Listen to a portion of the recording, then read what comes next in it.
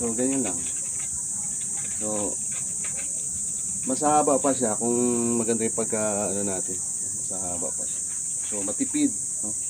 So, mawawala yung lamok, lahat ng insekto sa loob ng bahay mawawala basta nagpausok. Susindihan yung ganito. So, ilagay natin dito. Yan. Pwedeng isabit.